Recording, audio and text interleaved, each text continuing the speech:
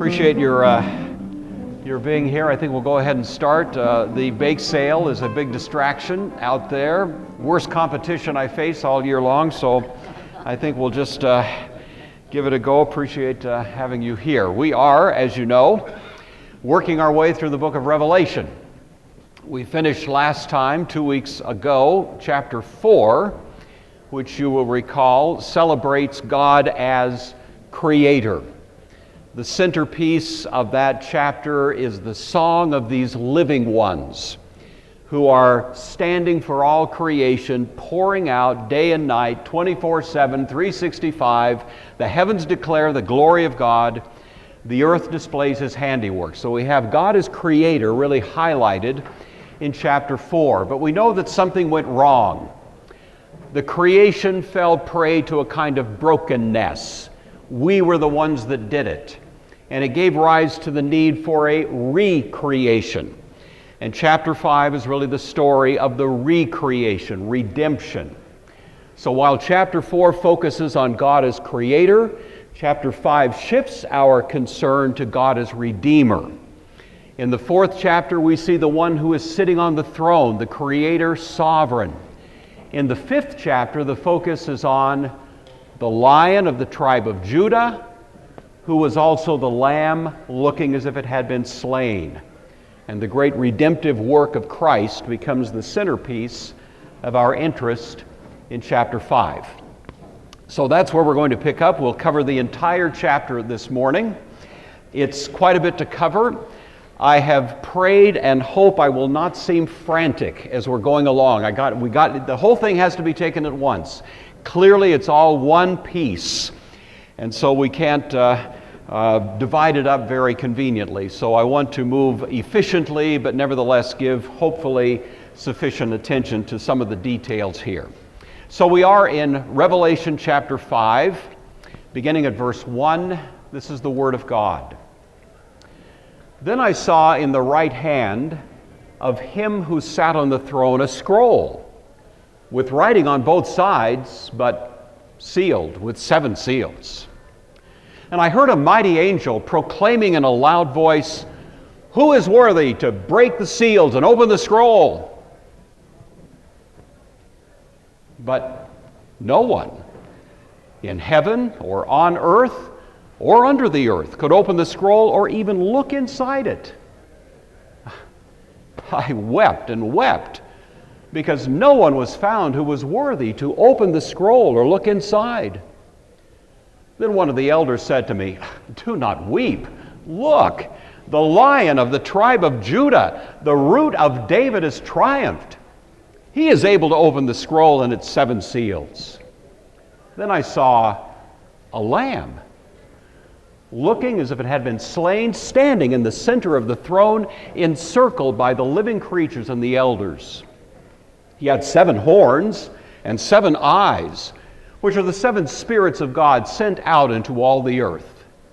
He came and took the scroll from the right hand of Him who sat on the throne. And when He had taken it, the 4 living creatures and the 24 elders fell down before the Lamb. Each one had a harp, and they were holding golden bowls full of incense, which are the prayers of all the saints. And they sang a new song, "You are worthy to take the scroll and to open its seals, for you were slain, and with your blood you have purchased men for God from every nation, tribe, language, and people. You've made them to be a kingdom and priests to serve our God, and they will reign on earth." Then I heard the voice of many angels, numbering thousands upon thousands, 10,000 times 10,000. In a loud voice they sang, "Worthy is the Lamb who was slain to receive power and wealth and wisdom and strength and glory and honor and blessing." Then I heard the voice of every creature in heaven and on earth and under the earth and on the sea and all that is in them, singing, "To Him who sits on the throne and to the Lamb be praise and honor and glory and power forever and ever." And the 4 living creatures said, "Amen." And the elders fell down and worshiped. Revelation chapter 5. Let's have a word of prayer and we'll take a look at it. Father, we're grateful for this great service of worship. We catch a glimpse of the glory that will be given to the one who sits on the throne and to the Lamb throughout eternity. We pray that you would, through your Spirit, drive deeply into our hearts some appreciation of what a wonder and what an honor it is to belong to this one. And for all of that, we give you thanks in the name of Christ. Amen. Well, John is in this place of worship. His attention is arrested by something in the hand of the one who sat on the throne. The Greek word adon, I saw, will typically introduce a new vision. Here, this detail that he didn't notice at first, but now it takes center stage of his attention. It's in the right hand of this one, meaning it's power, authority of a sovereign. And what is it? It's a scroll. It's a scroll that has 7 seals on it. The fact that it's in the right hand of a sovereign means immediately we sense and understand that it is some kind of decree. It's some kind of unchangeable command that represents the authority of this one who is on the throne. A couple of details about it. For one thing, it's written on the front and on the back. The sense of that is that it cannot be changed. There's no edits, no amendments, no appendices, no changes. It is what it is. There are 2 times in the Old Testament that we have a situation like this that arises. Once has to do with the 10 Commandments. We hear in Exodus chapter 32 that the commandments were written. Sorry, I think I skipped ahead one. There we are. The commandments were written on both sides. On the one side and on the other they were written. So Moses, bringing down these tablets from Sinai, brings tablets that are written on both sides, saying this is a fixed law, unchanging, and it represents, of course, the Old Covenant. Now we have another writing representing the New Covenant, which is also fixed and not susceptible to changes. Probably more to the point, however, is a similar scene that occurs in the prophet Ezekiel. When he's commissioned, he's handed a scroll, and the scroll has writing on both sides. So Ezekiel says, he spread it before me, and there was writing on the inside and on the outside, and written on it were lamentations and mourning and woe. Later, Ezekiel will be told to eat this scroll, as John is going to be told later to eat a similar scroll. Ezekiel says when he ate the scroll, it was nauseating, made his stomach bitter. He got sick. John also says that it turned his stomach bitter, but he adds, in his mouth it was sweet as honey. We'll come to that in chapter 10. So there's a similarity but a difference here. The scroll that was eaten by Ezekiel was a scroll of judgment. Unavoidable judgment was going to fall Jerusalem. It couldn't be escaped. But John's scroll, Revelation 10, is both one of judgment, plainly enough, but also one of redemption. There's good news and bad news, so it's sweet and sour. Sounds like my favorite dish, at mustard seed. And that is what John ate, the sweet and sour scroll. Well, probably the most intriguing part about this scroll, however, it was sealed with 7 seals. Now again, if we're hearing this as first century people, we would first of all think of a last will and testament. You know that to this day, if you execute a will, I did a few when I was practicing law, and you'll have a witness. You sign it, but then of course you have to have independent witnesses. The legal reason for that is because once that will takes effect, you're gone. It has no power until you're dead. Then its power is given effect, but you're not there to attest to it. You're not there to say, yep, that's my will. So it takes witnesses. So that's why witnesses are required. And in the ancient world, it was the same deal. If you're nobility, if you're very rich, then you would have multiple seals, up to 7, on this last will and testament. Each little wax deposit there, wax seal, would be imprinted with a signet ring. And so the person owning the signet ring, a unique ring, a sign of that person, would never have to come back later to authenticate, yep, that's my seal, break it, and in this kind of official proceeding, then the content of the will could eventually be read. So the first impression you have is this is a last will and testament. We put the picture together, and what do we get? We have a picture of this that is an authoritative decree, unchanging, but it also represents the last will and testament of Christ, or what we otherwise call the New Covenant.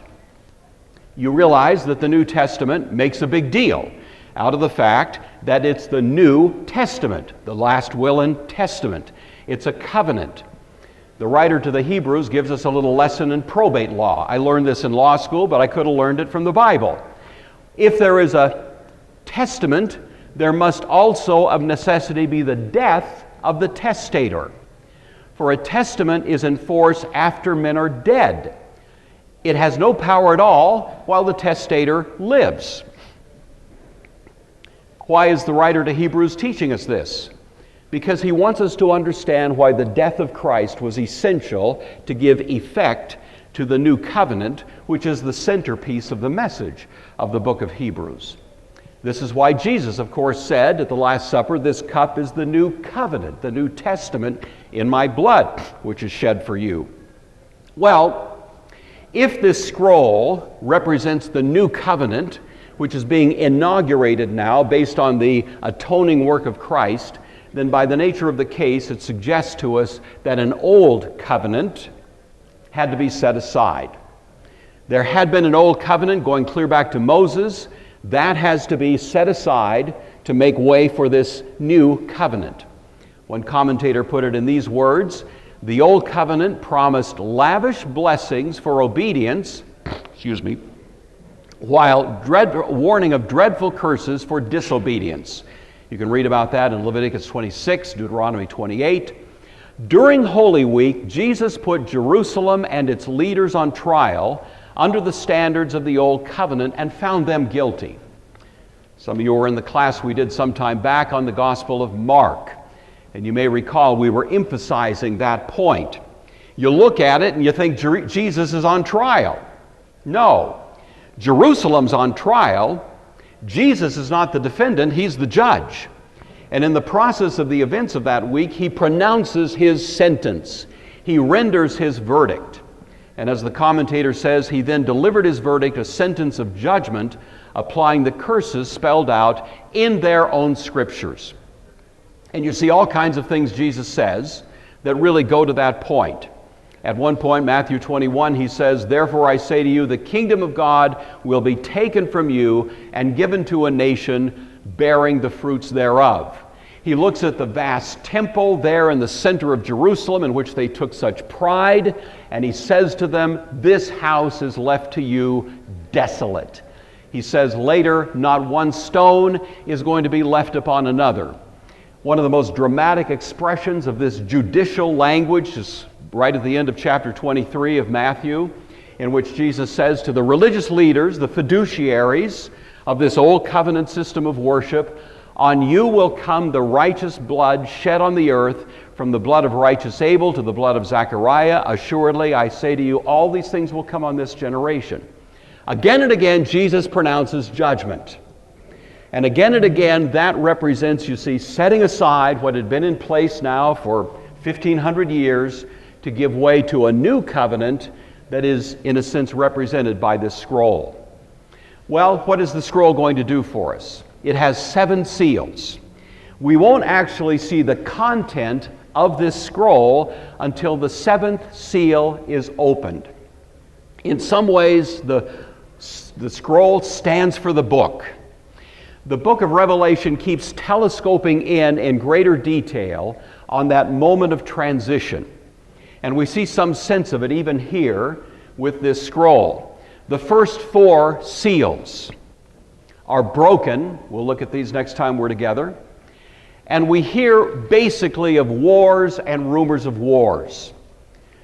really echoing what Jesus said in the Olivet Discourse, expanding it some, giving it a kind of apocalyptic color, but essentially the same message.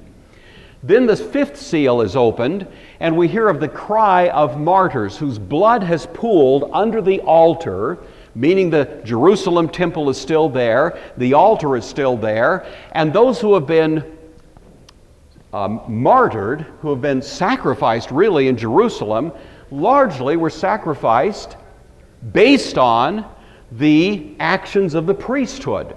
They were the chief enemies, and in a sense all those martyrs, beginning with Stephen and others who were killed in Jerusalem in the first century, are pictured as having their blood under the altar. And now it cries out from the ground for vindication. And they're going to have that vindication soon enough. The sixth seal speaks in the kind of prophetic oracle style of the Old Testament. The sun turns dark, the moon turns to blood. This is language describing political collapse. It's used repeatedly by the prophets in the Old Testament to describe the disintegration of political authority and stability. These things are falling apart, and then we get the seventh seal, and in a sense the seventh seal finally opens the scroll and gives effect to the great transition that this scroll is going to represent. What does it give us? It gives us 7 trumpets. The 7 trumpets are now, in a sense, sounding the actions that are going to conclude the one and give effect to the other. The first seals that we looked at, in a sense you might say, represent the birth pangs that are associated with the beginning of the New Covenant era. It was going to be a time of tumultuous upheaval. There would be upset. The reason the book of Revelation was written was to give encouragement to the people that were going to be living through it in the next several years. And they were going to be feeling the topsy-turvy kind of upset of the entire situation, and these seals being opened, in a sense, represent the different kinds of pressures that they would be going through. But finally we get to this 7th seal, and out comes 7 trumpets, and this really now begins to give expression to these great events that must take place. So again, we have first 4 trumpets sort of come together, and they represent, in a sense, the ravaging impact of Roman attack against Israel, beginning up in Galilee. Vespasian with his troops came down, kind of a scorched earth attack on the whole land of Israel, targeting, however, eventually Jerusalem. We're going to look at all of this in greater detail later. So, if it's going by too fast, just hang on. This is kind of the quick sketch at the beginning. Then we have the city itself is sort of falling into an anarchic, insane, almost diabolical state of demon possession as these locusts are unleashed from the abyss and take over, and the whole city internally is falling apart. And at the same time, there's pressure from outside as these fire-breathing horses lay the whole city under siege. And then finally, we get to the 7th trumpet. And this is the moment. This is the moment when it all happens. John says in chapter 11 of Revelation, the 7th angel sounded his trumpet, and there were loud voices in heaven that said, the kingdom of this world has become the kingdom of our God and of his Christ, and he will reign forever. Regime change. The old is set aside, the new has been put into place.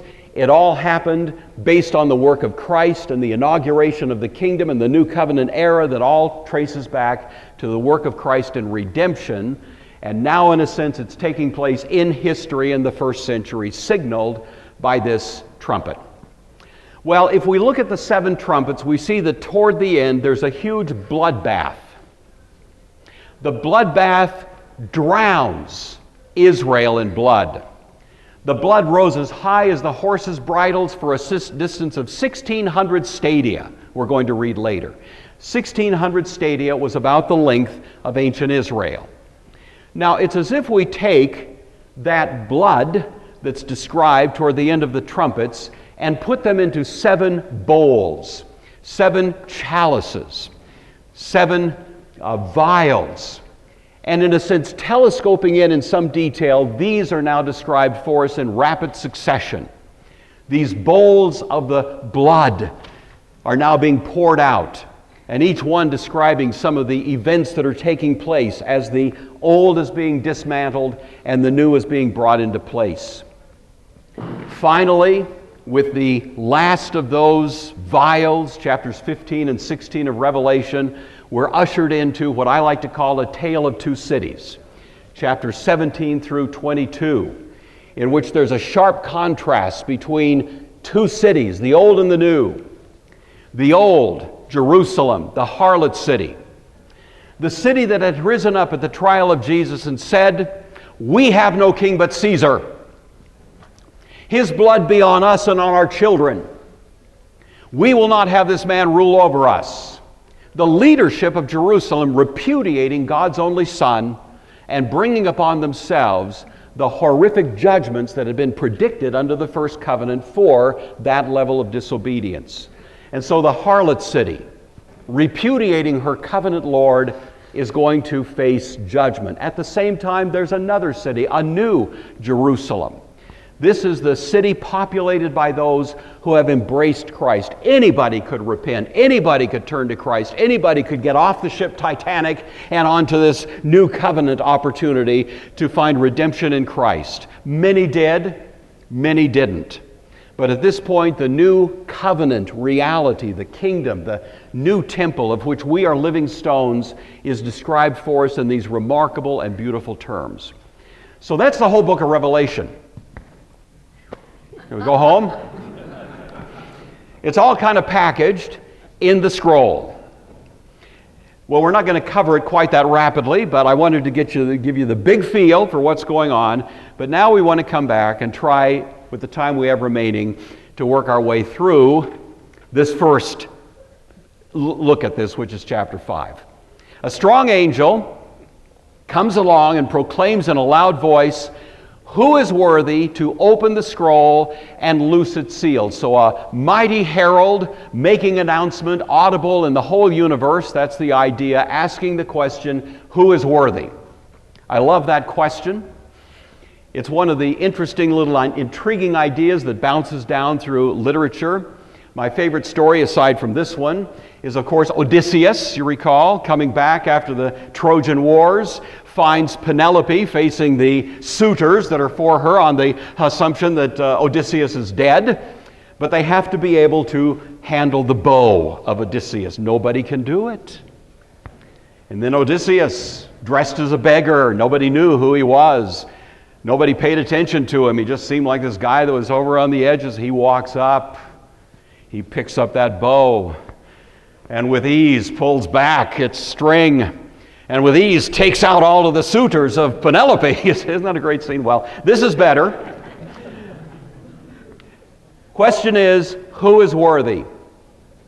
Who is in a position to bring in this long-awaited new covenant era? Who is in a position to bring in what Haggai called the desire of all the nations? Who is worthy to launch this messianic age and establish the kingdom, long awaited? But we hear that no one in heaven or on earth or under the earth was able to open the scroll or even look at it. One commentator put it so eloquently I could not improve on it. None of the previous mediators, sages, or philosophers, not Adam, Moses, or David, not Buddha, Zoroaster, or Plato, not Cyrus, Alexander, or Caesar, none of them had been up to the task of conquering evil, fixing brokenness, unraveling the mystery, expensive sacrifices, remarkable insights, impressive conquests. All fell short of the mark. The old heroes were only sinners themselves. The standing offer of a new age of forgiveness and liberation was held out for any taker, but no one was even able to see it, let alone bring it forth. And John wept and wept. I, John, began to weep greatly, because no one was found worthy to open the book or look into it. No one was in a position to do it. The Greek supports the idea of, I burst into tears. It's a dramatic description of John wailing in the expectation that the time is still going to be delayed. For how many centuries have we been singing that song in a minor key? O come, Emmanuel. And now we thought it would happen, but no. Nobody was found who was worthy. Not presidents, not politicians, not philosophers. History books are brimming with politicians making sweeping messianic promises. And if you don't believe it, we're in an election cycle this year. You're going to hear plenty of it. People promising stuff that no human could ever deliver, but hoping they'll get them elected. But the fact of the matter is, we all know that there's only one who was actually worthy, not only to meet the needs of the human race and history, but to meet the needs of any one human being sitting here in this room or anywhere else in the world. John has to hear that good news. And so one of the elders spoke to him. We shouldn't be surprised it's one of the elders, because the elders represent the church. The elders are those representing us in the presence of the Lamb, in the presence of the one sitting on the throne, and they, representing us, do our work at this point, namely giving assurance to the world. Our task, if you belong to Christ, if you are represented by those elders, your happy task is to go out and say to everybody you meet, you can rejoice. That's our message. You can rejoice. You don't need to weep. Isn't that good news? And why is it that we can say that with such confidence? It's because the Lion of the tribe of Judah has triumphed. You know, the last couple of chapters of Genesis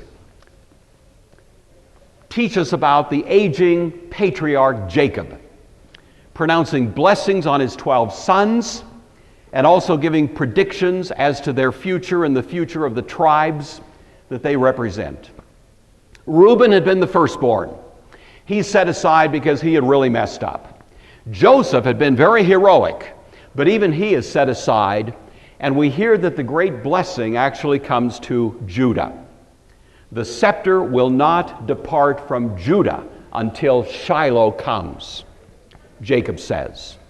And he ties Judah to the image of a lion. The harbinger of that lion is, of course, David. In a sense, he's the first hint of the lion of the tribe of Judah.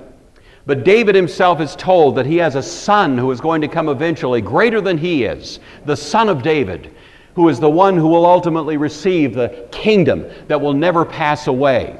But we're surprised in this text to hear that this is not called the son of David, but the root of David. Because in a sense, the one who is the descendant of David is also the cause of David. David is, in a sense, in the context of two great bookends. This one who is the Lion of the tribe of Judah is the one who gave rise to a David and eventually descended from him according to the flesh. It makes Christ, of course, the heart of human history, and what John hears about this one is he has prevailed. He has won the greatest battle in human history, and John now is expecting to turn around and see this magnificent beast, this Lion of the tribe of Judah, and he turns, and in the midst of the throne and the living creatures, in the midst of the elders, stood a lamb. There in the midst of the throne, in that place of authority, quite to his surprise, he sees what the Greek word is there, arneon, a lamb. Isaiah predicted a time when a lion would lie down with a lamb, and in a sense the most poignant expression of it is what happened at the cross. Interesting thing about the word arneon, which means lamb, it's used about 20 times or so in Revelation, never used by anyone else in all the New Testament except John. John is the one who says, quoting John the Baptist, "Behold the Lamb of God." that takes away the sin of the world. He uses it at other times. It's another of those arguments that the same guy that wrote the Gospel of John wrote the book of Revelation. The style is different. Much of the vocabulary, however, is common. So John expects a lion, surprised by a lamb, because as you understand, the only reason that Christ finally qualifies to be the lion is because he had to first be the lamb. It was by giving his life that it was possible for him to become the one who would prevail. It was the surprising paradox of the cross that in apparent defeat he became the greatest victor in the history of the human race. Looking as though he had been slain, his death gives rise to a great resurrection. The book of Revelation depends heavily on the Exodus of the Old Testament. We see it coming up multiple times, and I'll probably mention it almost every week. The death of the Paschal Lamb was the death of that which stood in the place of the firstborn. The firstborn throughout Egypt died. In the domains of Israel, of course, they didn't, because the Paschal Lamb was there in their stead, and the death angel passed over. It appeared to be a time of great lament, and certainly it was in Egypt, and yet for Israel, this death of a Paschal Lamb gave rise the next morning to a resurrection of the Exodus. And the people of God were commanded to leave Exodus as victors, heads held high, walking proudly, not sneaking out the back door in some kind of escape. They were to leave with a kind of dignity about them in ranks and files. In other words, as a military force, walking out without any kind of concern or fear as they do so. And all of that, of course, represents the great remarkable aspect of the Exodus as a death, resurrection kind of situation. All of it, in a sense, reflected in the cross. This commentator says, the cross opened the door to glory, as suggested by Dolly's, the cross of St. John of the Cross, in which the cross has been lifted off the earth and seems to have begun an ascent into the sky. It ceased to be an earthly event and became a cosmic event. All right. Little odd feature is that this lamb has 7 horns, 7 eyes, and standing for the 7 spirits. I looked at a lot of artwork trying to depict that. It all was grotesque. I'm going to spare you. It misses the point anyway. This imagery is supposed to call our minds back to the Old Testament, as we've said before. The 7 horns, the most prominent expression of such an image, goes back to Joshua and Jericho. You recall the story? And we read in Joshua chapter 6, the 7 priests shall bear 7 trumpets of ram's horns before the ark. And when they make a loud blast on the ram's horns, all the people shall shout with a great shout. Then the wall of the city will come falling down. The ram's horns stand, in other words, for the power of this one, because the horns are a symbol of power throughout the Old Testament.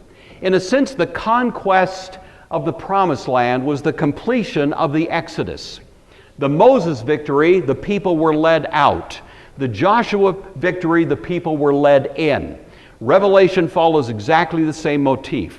We're told in Revelation chapter 15, for example, that the people stood beside a great sea singing the song of Moses. And that idea that there's a kind of echo of the Exodus, much greater now, is part of the whole structure, really, of Revelation. So we're learning from this that the lion lamb is powerful to meet our needs. He has 7 eyes. Now again, this recalls the Old Testament situation represented by the prophet Zechariah along with his colleague Haggai. What had happened? The people had been restored to the Promised Land. They were going to rebuild the temple under the governor Zerubbabel. They'd come back from exile in Babylon. They went to work. But some of the people had been children, and they remembered the grand temple that had been left behind that Solomon had built, burned to the ground, and now what was being put in its place? Something so modest, so small, they were despising it. And so Zechariah comes as a prophet to remind them that God is the one who sees this, and the image he uses is a lampstand fueled by 7 pipes of oil. And then Zechariah gives a message to the people, and it incorporates the imagery that we see here in Revelation.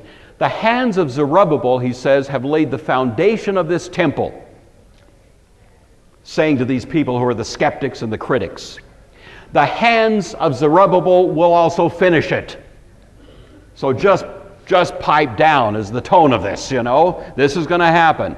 Who has despised the day of small things? Who do you people think you are, being so critical of this that appears to be modest at this point? There are great things coming. He says, for these 7 rejoice to see the plumb line in the hand of Zerubbabel, for they are the eyes of the Lord which scan to and fro throughout the whole earth. The 7 eyes stand generally for God's seeing. The lion lamb sees. He's powerful, but he's also knowledgeable. His eyes are always looking for those who are going to depend on him. The people who heard the book of Revelation back there in the first century needed to hear that. They needed to know that Christ saw what they were going to be going through and would be there with them. The 7 spirits stand for the fact that not only does Christ have power and knowledge, but he also, by the way, is present to help. The 7 spirits standing for the sense in which the Spirit of God is with us wherever we may be. So the word of the Lord to Zerubbabel was not by might, not by power, but by my Spirit. If I could put it in simple terms, the 7 horns stand for the omnipotence of the lion lamb. The 7 eyes stand for the omniscience of the lion lamb. And the 7 spirits stand for the omnipresence of the lion lamb. This is deity, and he's with us, and whatever we may go through, he's there, not only to watch it, but to participate in it and to give us strength as we go through it. So this is the one who came and took the scroll out of the right hand of him who sat on the throne. This is a short verse, the shortest in the chapter, and probably the most important.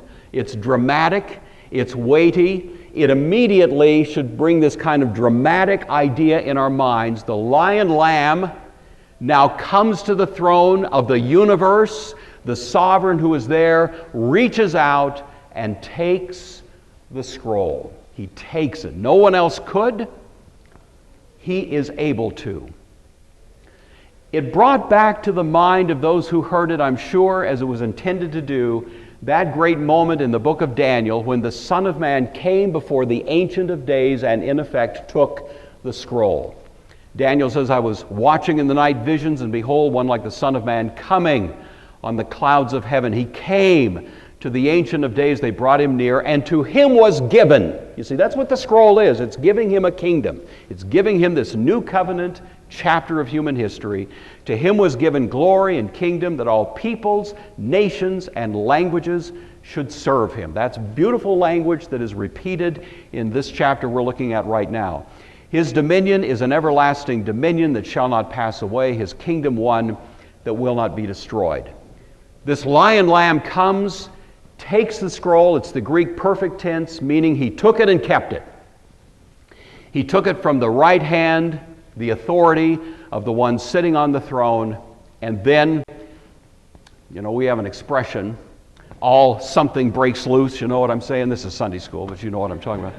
This is a case where all heaven broke loose, because when he took that scroll, everything exploded into praise. When he had taken the scroll, the 4 living creatures, the 24 elders, fell down before the Lamb. He took the scroll, and there's this eruption of praise that just is resounding throughout this place of worship, beginning with the 4 living creatures, the 4 living ones that we've talked about, standing for all creation, now followed by the 24 elders standing for redeemed creation. They all fall down in tribute before the Lamb, who's the centerpiece of it all. They have the universal language of worship, which is music. They have the universal aroma of worship, which is prayer in the incense, and they start singing. They sang a new song. You are worthy to take the scroll and to open its seals. The most famous incident in the Old Testament of a new song was the Exodus. Moses brought the people out across the Red Sea, and they stood on the other side looking at the carnage left behind in the Red Sea, and they sang a new song, Exodus chapter 15. We are explicitly made to think about that in chapter 15 of Revelation, when we hear these people stood beside a sea and they sang the song of Moses.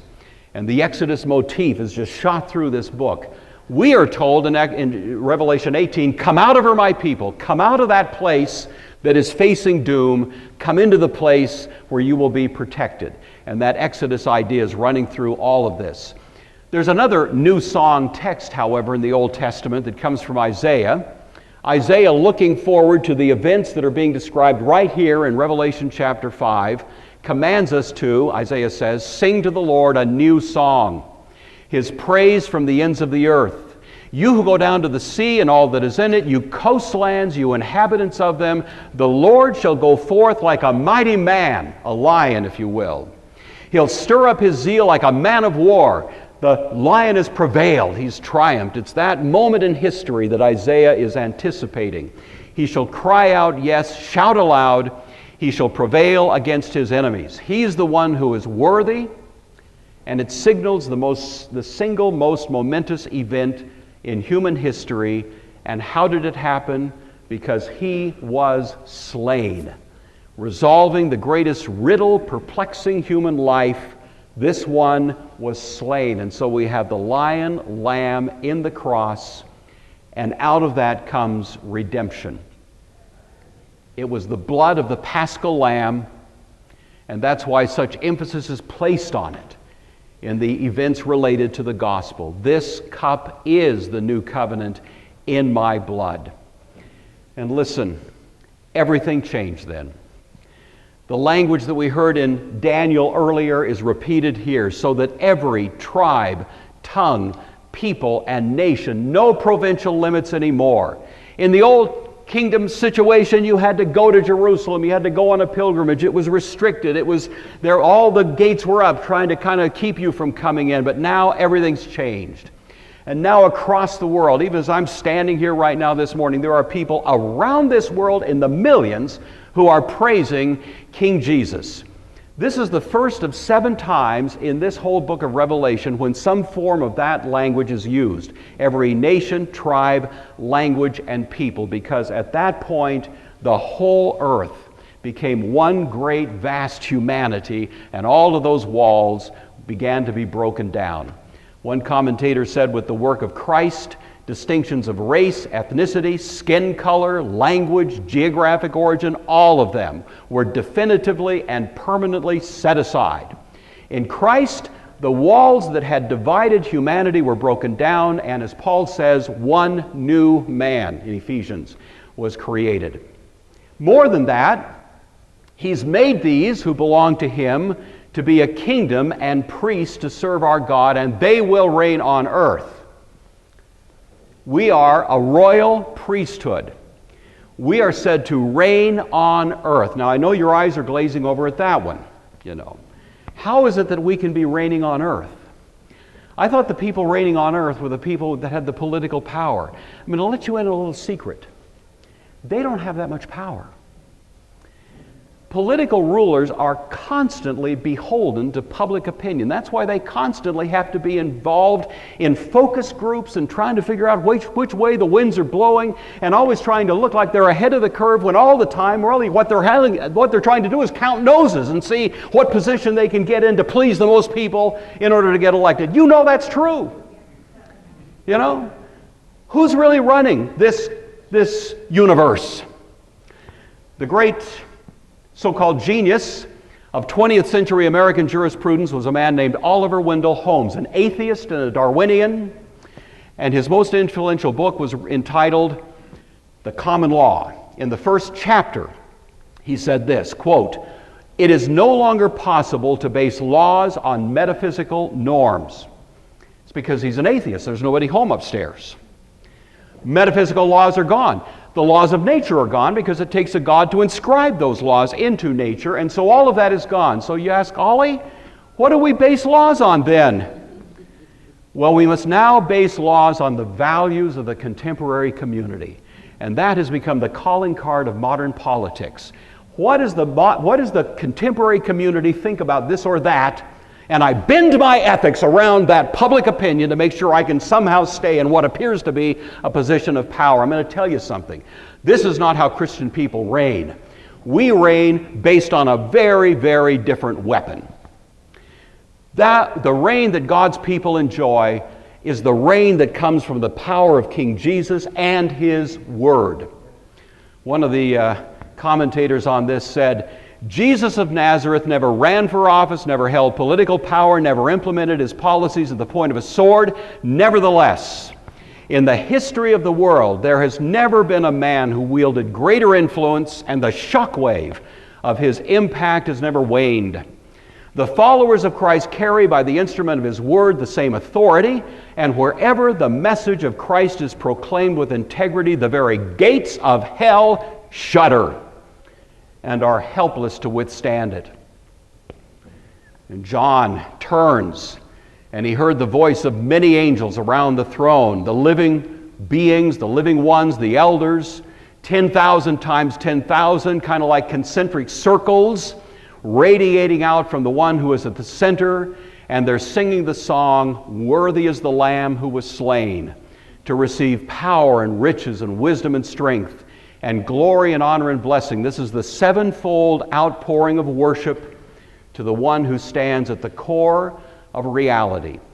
Every creature which is in heaven and on earth and under the earth and on the sea and all that is in them, singing blessing and honor and glory and power to the one who sits on the throne and to the Lamb forever and ever.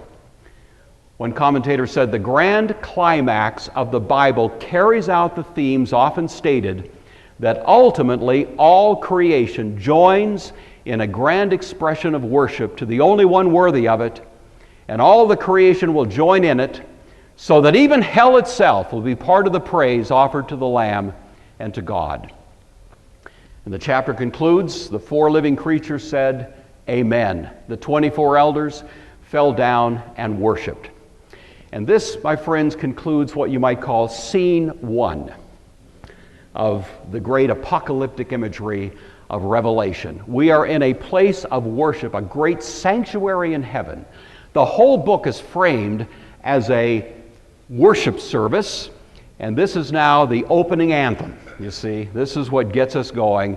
Scene two is going to be the opening of the seals, so we'll go back and look at that in much greater detail the next time we're together, which, friends, is 2 weeks from now, because next week we have an annual meeting. And we're all going to be out there in the sanctuary conducting the business of King Jesus and praying for the advance of His kingdom, because we are those who, friends, reign on earth, and we have a little business to do, you see. So that's where we're going to be. We'll be back in 2 weeks, however, and pick it up there. All right, Sunday school lesson, briefly. You are never more dignified, you are never more honored, you are never more exalted than when you are on your knees before the Lion Lamb who won your salvation and who eventually will be the one before whom every knee will bow. Humble yourselves before Him. He will exalt you. So let's find ourselves before Him in worship as often as we can and with as much heartfelt sincerity as we can muster. Because corollary to that, you are never more powerful than when the word of Christ, the sword that comes out of the mouth of the rider on the horse, is on your lips. This is the weaponry that has shaped human history, and that is demonstrable. And we are the ones who are now the fiduciaries of that weaponry. It's not bazookas, it's not bombs. It's the word of Christ that breaks down barriers, that brings warring factions together, that indeed makes lions lie down with lambs. And it's our great privilege to be the emissaries of that mighty power. And finally, you're never more alive than when you have denied yourself, taken your cross to follow Him. Jesus said, if you're going to hang on to your life, you'll lose it. If you will surrender your life to this much greater cause, take up the means of your own execution, as it were, and follow Him, you'll never be more alive than in that moment. and you will be able to count yourself among those who celebrate the only one in heaven and earth, in time and eternity, who is worthy. Amen. So, I stopped right on. I'm so proud of myself. It's 11 o'clock. I've been worried about that all week. What do you have? Questions, thoughts, comments, feedback? Please. Yes, Robbie.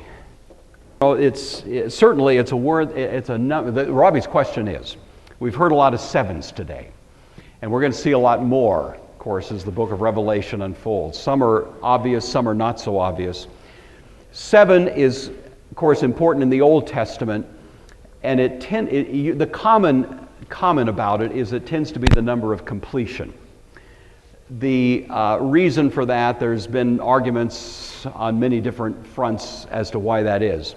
I think one reason, at least in part, is that throughout the Bible, 4 tends to stand for earthly things. 4 corners of the earth, 4 rivers of the earth, 4 winds of the earth, 4 points of the compass, blah, all kinds of uses of the number 4 seem to be earthly. At the same time, the number 3 seems to be associated more with heavenly things. Take them together and you have this idea of completeness.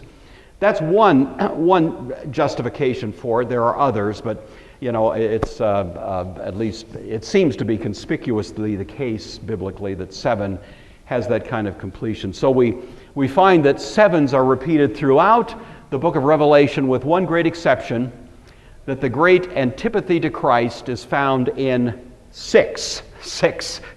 You see, it doesn't quite get to 7, does it? It falls short. And whatever else that number means, it certainly stands for an idea of incompleteness, of not quite representing the great, theme of redemption.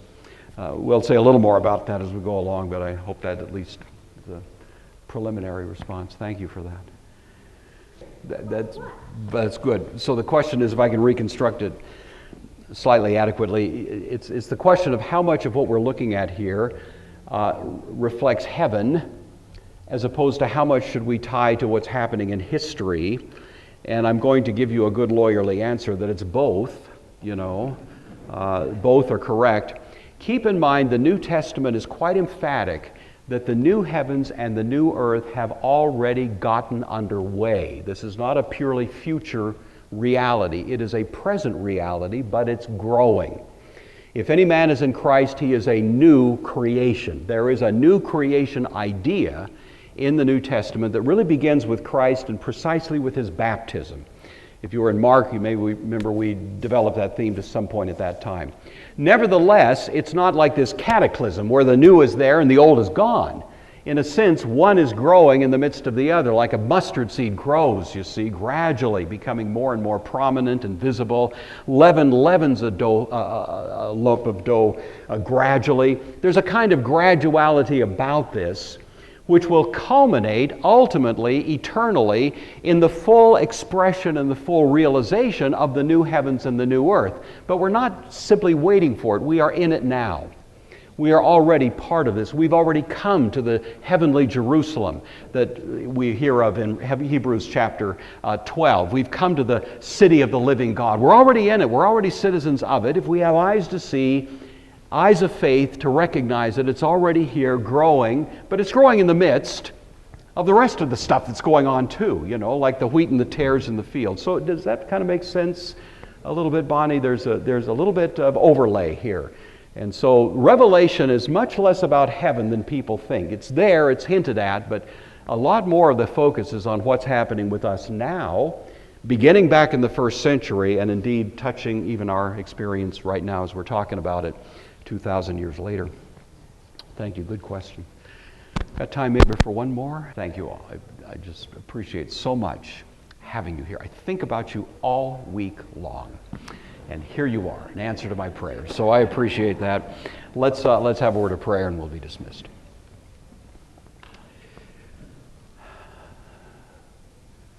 Our Father in heaven, we are so touched and moved by the great themes of worship that resound in our ears as we imagine being in that sanctuary of heaven. We thank you that you've given us the privilege of having a little glimpse of it. We pray that our lives would be filled with a memory of this, and that you would continue to lead us more deeply into an appreciation of it. Even as some of us going to the worship service that's about to happen the next hour, we pray that we could bring a little bit of the thought of this place of worship with us, and that it would open our eyes to the one who is worthy, the Lion Lamb, the one around whom all history orbits, and the one that we own as our Lord and King. All of that we give you thanks for in the name of Christ. Amen.